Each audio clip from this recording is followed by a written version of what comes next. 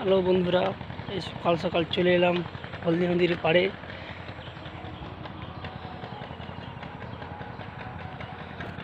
দেখো কেমন লাগছে নদীটা আমাদের, কত নৌকা যাচ্ছে।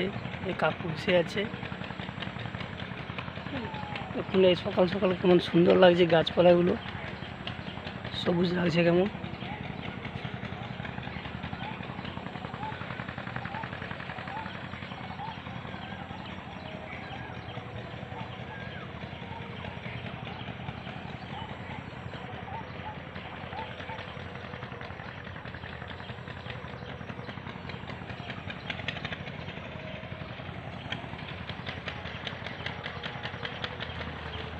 এই ভাইপো যাবে মাছ ধরতে, কেমন নৌকা বের করাচ্ছে।